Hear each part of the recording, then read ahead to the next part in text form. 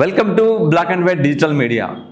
కేసీఆర్ ఏం చేస్తారా, ఎక్కడున్నాడు, ఏం చేస్తున్నారు అన్నటువంటి ప్రశ్నలు ఇన్నాళ్ళు చూసాం కదా. రకరకాల ప్రశ్నలకు ఆన్సర్ లేనటువంటి పరిస్థితి. ఎందుకంటే ఆయన కలిసేవారు తక్కువ, అట్లాగే ఆయన మాట్లాడేవారు కూడా తక్కువ.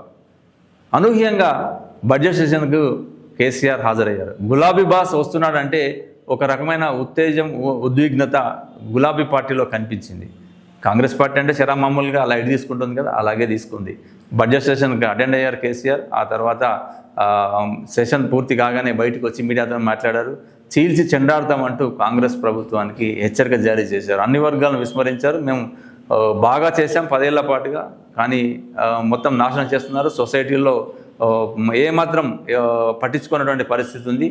అసలు ఏం చేస్తారు, ఎలా అభివృద్ధి చేస్తారు అనేటువంటి డైరెక్షన్ మాత్రం ఇవ్వలేదని కూడా కేసీఆర్ కామెంట్ చేశారు.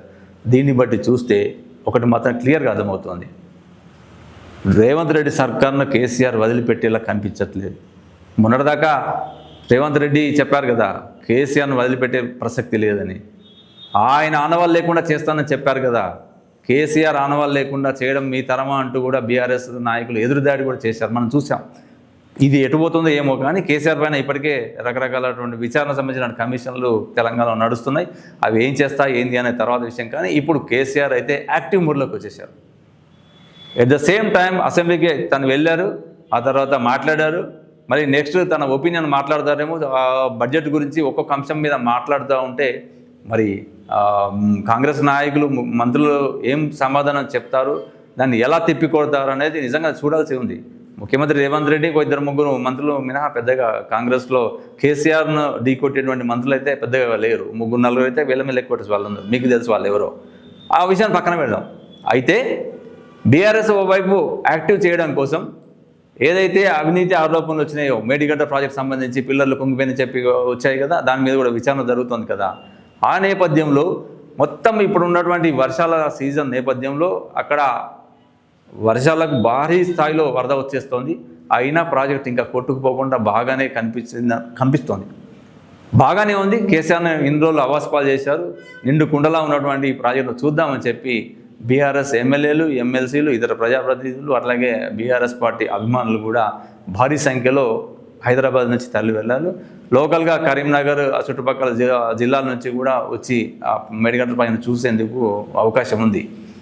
ఇవాళ లోవర్ మేనర్ డ్యామ్ సంబంధించిన సందర్శన తర్వాత నైట్ రామగుండంలో స్టే చేసి రేపు మార్నింగ్ కన్నెపల్లి పంప్ హౌస్ నుంచి మేడిగడ్డ ప్రాజెక్టును సందర్శిస్తారు. మొత్తానికి బీఆర్ఎస్ పార్టీ గతంలో ఉన్నటువంటి వైఫల్యాలను బేరీజు వేసుకుంటూ వాటి నుంచి వచ్చిన అనుభవాన్ని సారంగా చేసుకొని దాని నుంచి బయటపడేటువంటి మార్గం వెతుక్కున్నట్టుగా మనకు కనిపిస్తోంది.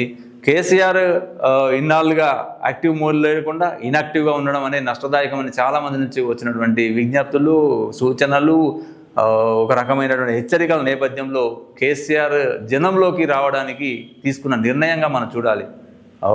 పార్టీ శ్రేణుల్ని యాక్టివేట్ చేస్తూ తను కూడా యాక్టివ్ అవుతూ ఒక డైరెక్షన్ ఇవ్వబోతున్నట్లుగా మనకు స్పష్టమవుతుంది. అది పార్టీకి అట్లాగే తెలంగాణకు మంచి చేస్తుందన్నటువంటి భావన బీఆర్ఎస్లో వ్యక్తమవుతుంది. ఏం జరుగుతుందో చూద్దాం. ఈ మన బ్లాక్ అండ్ వైట్ ఛానల్ని మీరు సబ్స్క్రైబ్ చేసుకుంటే ఇలాంటి లేటెస్ట్ వీడియోస్ అట్లాగే ఇన్డెప్త్ అనాలిసిస్ కూడా నేను మీకు అందించే ప్రయత్నం చేస్తాను. మీరు సబ్స్క్రైబ్ చేసుకోకుండా సబ్స్క్రైబ్ చేసుకోండి. లేటెస్ట్ వీడియోని చూసి మీరు కామెంట్ చేయండి. కామెంట్ సెక్షన్లో మీ అభిప్రాయాలని తెలియజేయవచ్చు. మీరు ఏమనుకున్నా చెప్పేసేయండి, no problem. Black and white digital మీడియాగా అందరూ కూడా చూస్తారు. మేము నిష్పక్షపాతమైనటువంటి విశ్లేషణ అందించేటువంటి ప్రయత్నమే చేస్తాం తప్ప వన్ సైడ్గా ఉండదు. Thank you.